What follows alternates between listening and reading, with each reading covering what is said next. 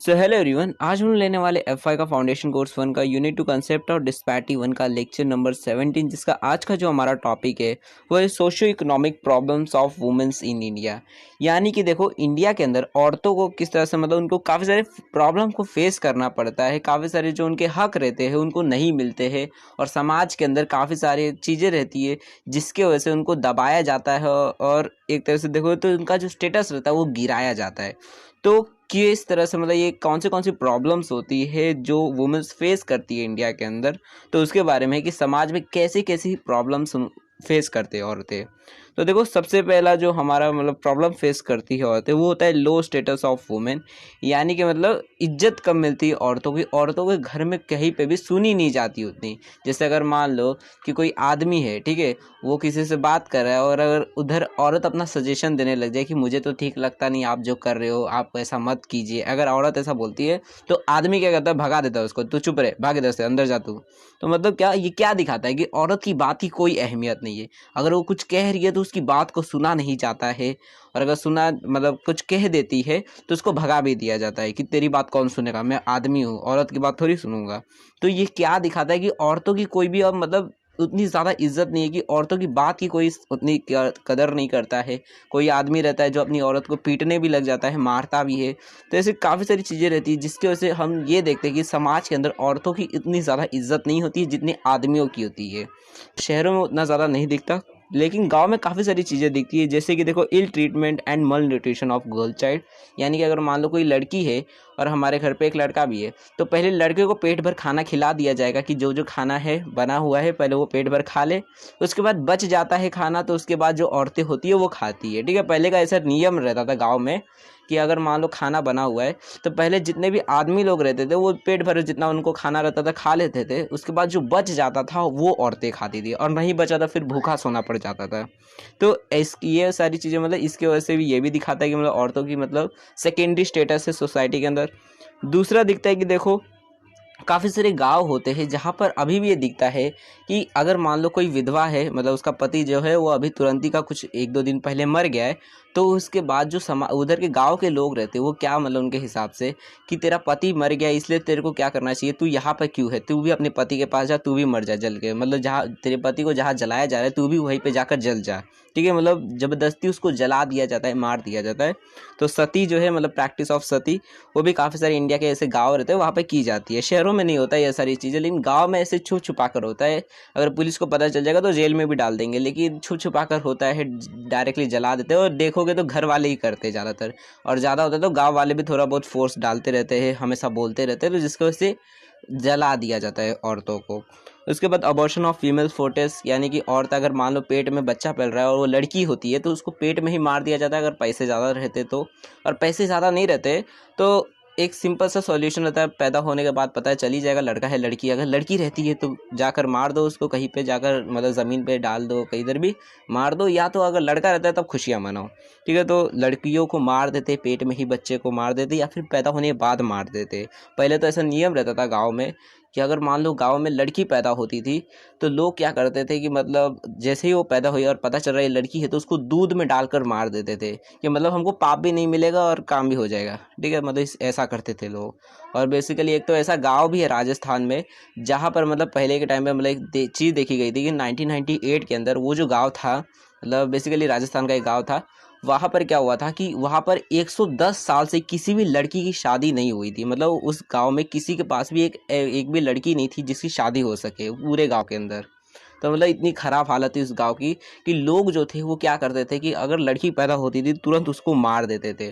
तो मतलब इसकी वजह से क्या हुआ कि 100 मतलब 100 सालों तक मान लो कि वहाँ पर एक भी लड़की पैदा ही नहीं हुई, और पैदा होती थी तो लोग मार देते थे। जिसके बाद 100 साल 110 साल बाद कुछ मतलब 1998 में तब जाकर एक लड़की की शादी की गई थी। मतलब पूरे गांव में इकलौती पहली लड़की थी जिसकी शादी हुई थी। उसके बाद फिर 10-12 साल बाद फिर 2001 की 10 में वापस एक दूसरी लड़की की शादी हुई। तो मतलब देखोगे तो उस गांव के अंदर लड़की जैसे ही पैदा होती थी लोग मार देते थे कि लड़की हमें नहीं चाहिए, हमें लड़का चाहिए। तो इस तरह की चीज़ें लोग करते हैं। Restriction on movement in certain community की मतलब तुम घर से बाहर नहीं निकल सकती, किसी के घर नहीं जा सकती, वो सारी चीज़ें। कि अगर मान लो कि अगर कोई काम करने जाना चाहती है, कोई लड़की है जो पढ़ी लिखी है, मान लो गांव में है, और वो चाहती है कि मैं भी जाकर किधर काम करूं, लेकिन वो जा नहीं सकती क्योंकि घर वाले परमिशन नहीं देते कि नहीं, तू घर की औरत है, घर की औरत घर के अंदर ही रहेगी, काम करने नहीं जा सकती। तो परमिशन ऐसे नहीं मिलती कि कहीं पे भी जाकर औरत खुद से काम कर सके, काम करना चाहती है तो ये सारी चीज़ें दिखाती है कि औरतों का काफ़ी ज़्यादा स्टेटस कम होता है मतलब इंडिया के अंदर। ठीक है, तो ये सबसे पहला प्रॉब्लम फेस करते हैं। उसके बाद सेकंड जो प्रॉब्लम होता है वो होता है प्रॉब्लम ऑफ इलिटरेसी। इसका मतलब होता है क्या कि लोग जो होते हैं वो लड़कियों को उतना ज़्यादा नहीं पढ़ाते लिखाते हैं। जैसे देखो 2011 का ही सेंसस हुआ था कि जिसमें पता चला कि देखो हमारे इंडिया के अंदर टोटल जो मतलब लिटरेसी रेट जो है वो 74% है, जिसमें से 82% जो लोग हैं वो लड़के हैं और 65% ही सिर्फ है जो लड़कियां है। मतलब देखोगे तो लड़के काफ़ी ज़्यादा पढ़ते हैं कि घर वाले भी सोचते हैं कि लड़का जितना चाहे उतना पढ़ा देते हैं, जितना पढ़ लेता है पढ़ ले। लेकिन लड़कियों को क्या होता है कि लोग जो है वो चाहते हैं कि जल्द से जल्द इसकी पढ़ाई खत्म हो और इसकी शादी करवा दो ताकि मेरे सिर से इसका बोझ हट जाए। कि मतलब कल को मान लो कि अगर बहुत ज़्यादा एज हो जाती है, क्योंकि देखो लड़कियों को क्या होता है कि जो आदमी मान लो अब दहेज देने का सिस्टम ही है उसके गाँव में कि नहीं शादी करवानी है तो मतलब दहेज देना ही पड़ेगा, इस तरह का सिस्टम रहता है। तो जितनी एज बढ़ते जाती है ना तो क्या होता है लोग जो होते हैं ज़्यादा दहेज मांगते हैं। अगर मान लो लड़की अभी जवान है 17 अभी मतलब 18-19 साल की है तो लोग कम दहेज में ही तैयार हो जाते हैं। लेकिन जब ज़्यादा उम्र होते जाती है, जैसे ही जैसे 25 साल उससे ऊपर पहुंचने लग जाता है तो लोग ज़्यादा दहेज मांगने लग जाते हैं कि मतलब लड़की बहुत ज़्यादा उम्र की हो गई है इसलिए ज़्यादा दहेज लगेगा। तो मतलब इसके वजह से भी मतलब लोग जो है वो चाहते हैं कि जल्द से जल्द शादी हो जाए कि मतलब कम दहेज ही देना पड़ जाए। तो ऐसे काफ़ी सारे मतलब स्टेट्स है जहाँ पर आपको दिखेगा कि काफ़ी ज़्यादा ख़राब सिचुएशन है। जैसे हमारा जो नॉर्थ ईस्ट के जितने भी हमारे हैं कंट्री मतलब बेसिकली स्टेट्स, जैसे कि बिहार, राजस्थान, यूपी, मध्य प्रदेश, उड़ीसा, ये सारे जो स्टेट्स है यहाँ पर लिटरेसी रेट बहुत ज़्यादा ख़राब है और ख़ासकर लड़कियों का, कि वहाँ पर लड़कियों को उतना ज़्यादा नहीं पढ़ाया जाता है। एंड देखो ये जो मतलब लिटरेसी रेट है वो हर जगह ख़राब नहीं है, काफ़ी सारी जगह है जहाँ पर लड़कियों की लिटरेसी रेट ठीक ठाक ही है, मतलब लड़कों जितना ही है। जैसे जितने भी शहर के इलाके रहते हैं, अर्बन एरिया रहता है, वहाँ पर देखोगे लिटरेसी रेट ठीक ठाक रहता है।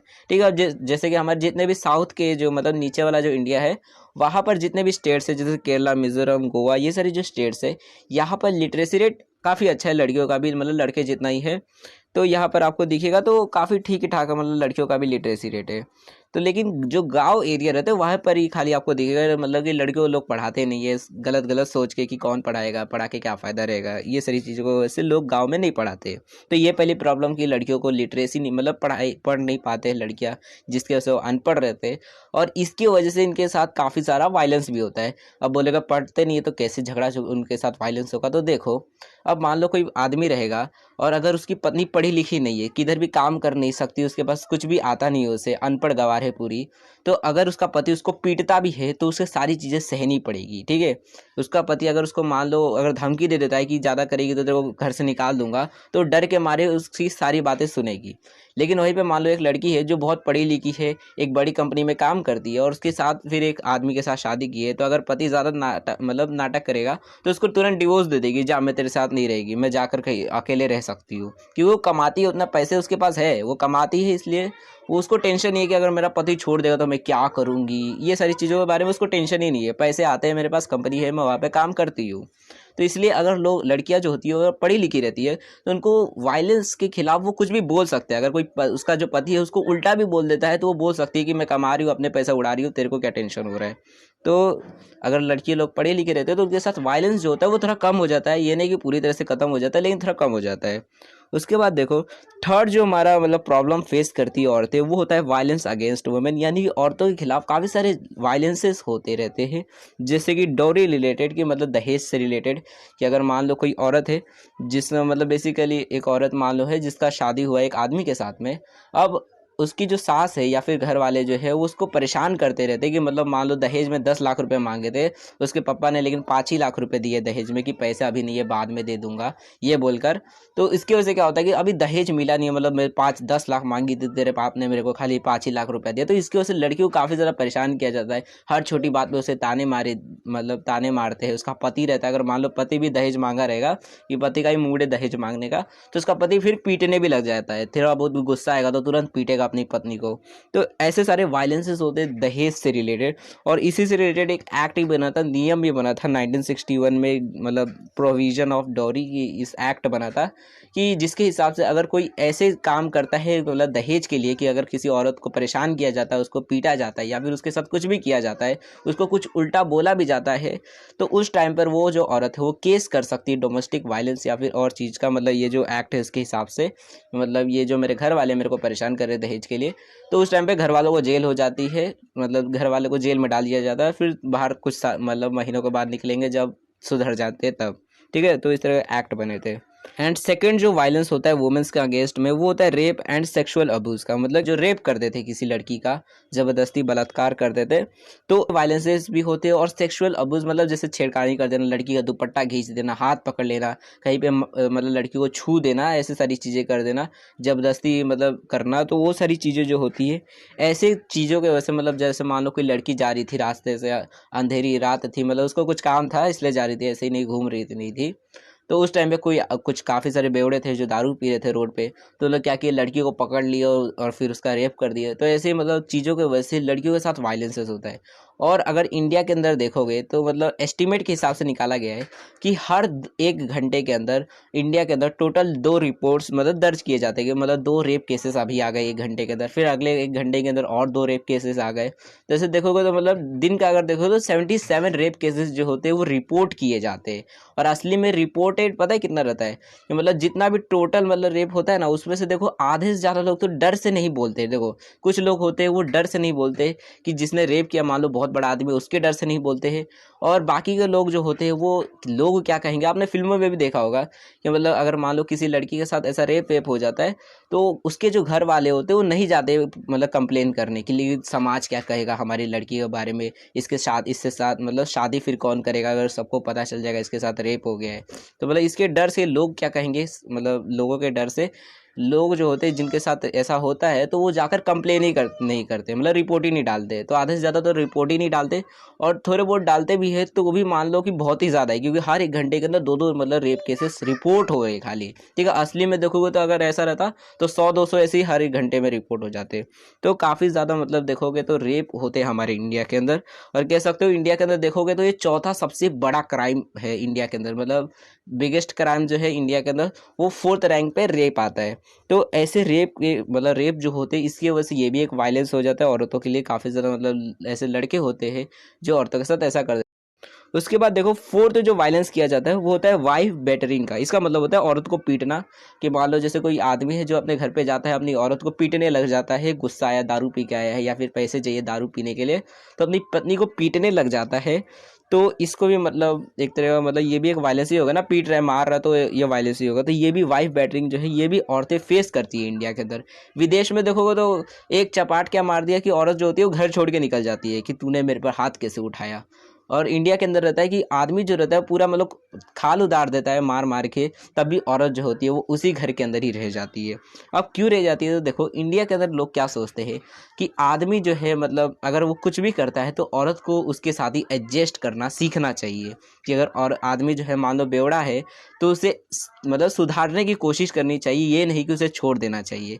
मतलब इंडिया के अंदर ये सोचा जाता है, जिसकी वजह से अगर आदमी पीट भी रहा रहता है तो औरत लोग जो होती है वो सह लेती है वो सारी चीज़ें, और सोचती है कि एक दिन मेरा आदमी ठीक हो जाएगा जादू से। ठीक है, और वो आदमी रहता है वो मरते दम तक दारू ही पीते रहता है, और हर रोज़ जब तक मतलब उसका बेटा जो है वो कुछ कमा धमा के अपनी मतलब मम्मी को लेकर कहीं चला नहीं जाता, तब तक उसका बाप जो है वो दारू पीता ही रहता है।